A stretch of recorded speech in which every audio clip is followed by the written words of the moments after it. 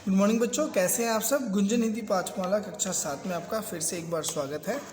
आज हम एक ऐसे लेख को पढ़ेंगे जो भारत के विभिन्नताओं में एकता का संदेश देता हो, जो भारत में प्रकृति के अदम्य खूबसूरती का परिचय देता हो। वह अध्याय है अद्वितीय पूर्वोत्तर भारत। हम उस पूर्वोत्तर भारत की बात करेंगे जो हमारे आसपास है। हमारे आसपास हम लोगों ने बहुत तरह से चीज़ों को देखा है, तमाम संस्कृतियों को महसूस किया है एवं प्रकृति की खूबसूरती में जिस प्रकार परिवर्तन, चाहे वो मौसम का हो चाहे वो प्रकृति का हो, वो तमाम चीज़ें भारत के पूर्वोत्तर हिस्से में ही हैं, जिसकी खूबसूरती दुनिया में एक महत्वपूर्ण स्थान रखता है ना।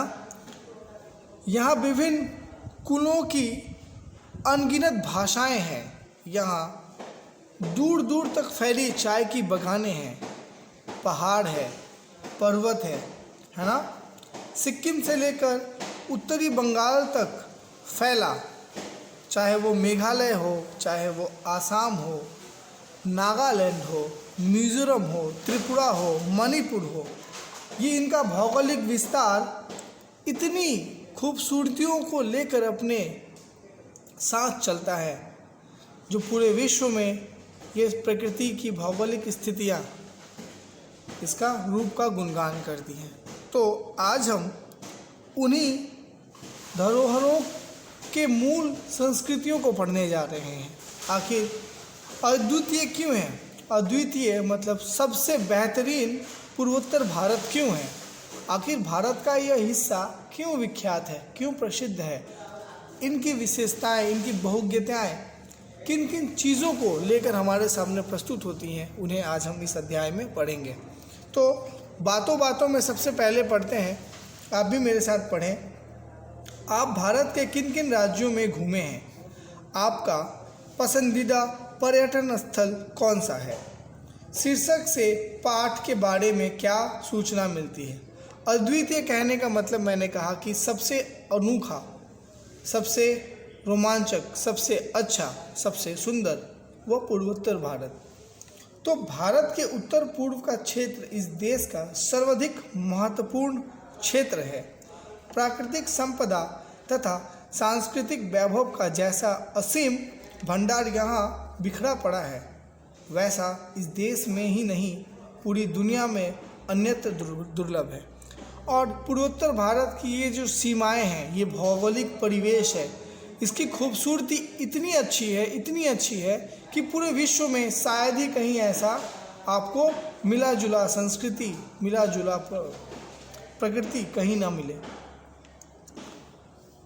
यहाँ विभिन्न कुलों की अनगिनत भाषाएं, अनगिनत लोग तथा अनगिनत संस्कृतियाँ ऐसा बहुरंगी वितान रचती है कि देखने समझने वाला मोहित होकर रह जाता है। और इनकी परंपरा, इनकी खूबसूरती, विभिन्न संस्कृतियों एवं लोगों की पारंपरिक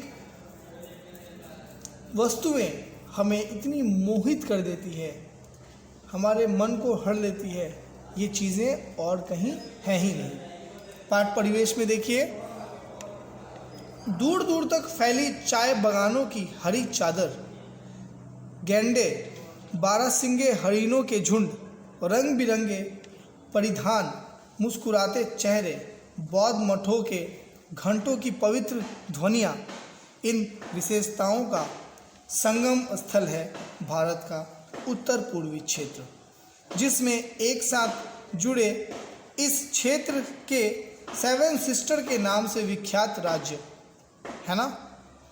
असम, मेघालय, नागालैंड, मिज़ोरम, त्रिपुरा, मणिपुर तथा अरुणाचल प्रदेश, उसके साथ साथ सिक्किम तथा उत्तरी बंगाल के कुछ भाग शामिल हैं। भारत का यह क्षेत्र अपने भौगोलिक विस्तार में 220 से अधिक नस्ली समूहों और प्रकृति के विभिन्न रंगों को समेटा है। प्रकृति ने तो मानो अपना पूरा खजाना ही यहाँ बिखेर दिया है। अकेले इस क्षेत्र में विभिन्न प्रकार के वन, और असंख्य प्रकार की पादप जातियां हैं। नदियों, पहाड़ों, झरनों से भरा यह प्रदेश प्रागैतिहासिक काल से लेकर आज तक की नवीनतम संस्कृतियों को अपने में समेटा है। नेपाल, चीन, भूटान, बांग्लादेश, म्यांमार आदि देशों की सीमाओं से सटे होने के कारण यह क्षेत्र एक और भारत का प्रहरी बन विदेशी तत्वों की निर्ममता को स्वयं पर झेलता है, तो वहीं दूसरी ओर सेतु बनकर हमारे पड़ोसियों से हमारे रिश्तों को प्रगाढ़ करता है। इस क्षेत्र के विकास के लिए सरकार की विशेष योजना लुक ईस्ट पॉलिसी और विकास परिषद नॉर्थ ईस्ट काउंसिल है। तो हमने देखा कि इस प्रागैतिहासिक मतलब इतिहास के निर्माण से पहले से लेकर अब तक हमारे देश के इन राज्यों ने असम, मेघालय, नागालैंड, मिजोरम, सिक्किम, अरुणाचल प्रदेश एवं चीन, नेपाल, भूटान, बांग्लादेश और म्यांमार के सीमाओं से जिस तरह हमें इन सब सीमाओं को जिस तरह हमने घेरा है और घेरे के बीच में है, जहां हमें प्राकृतिक संसाधन, प्राकृतिक वस्तुएं आसानी से मिल जाती हैं, जिन्हें सेवन सिस्टर के नाम से जाना जाता है। और हमारा यह देशों और उनके क्षेत्रों तक पहुंचने के लिए जो सिलीगुड़ी के मुख्य मार्ग से जो चिकन नेक का जो मार्ग प्रशस्त होता है, उन्हें कहीं ना कहीं ये सेवन सिस्टर्स को प्रभावित करता है। और ऐसी चीज़ें हमारे ही संस्कृति में है, हमारे क्षेत्र में, हमारे भौगोलिक परिवेश में है, तो इनकी सरकारों को सूझ है, वो संज्ञान में रखते हैं और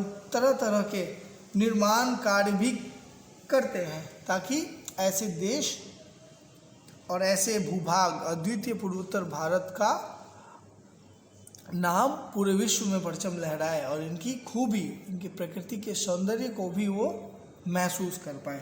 आगे देखिए, असम के बारे में हम पढ़ने जा रहे हैं। असम में क्या है? असम को पूर्वोत्तर भारत का प्रवेश द्वार कहा जाता है। किसे प्रवेश द्वार कहा जाता है? तो असम को। ठीक है। सामान्य रूप से यह मान्यता है कि असम शब्द संस्कृति से लिया गया है, जिसका अर्थ होता है वह भूमि जो समतल नहीं है। ऐसा भी कहा जाता है कि अहोम राजाओं के कारण इसका नाम असम पड़ा। यहाँ मंगोलियन, इंडो ईरानी, इंडो बर्मी, तिब्बती वर्मी नस्लों और इनके भाषा समूह के लोग परस्पर गुथे हुए हैं। ये तरह के जातियाँ यहाँ पे रहते हैं, यानी उनकी मूल संस्कृतियों और भाषा के साथ साथ उनके मेल से बनी भाषा संस्कृतियाँ भी खूब प्रचलित हैं। ब्रह्मपुत्र असम की प्रमुख नदी है। विश्व का सबसे बड़ा नदी द्वीप माजुली ब्रह्मपुत्र में ही स्थित है।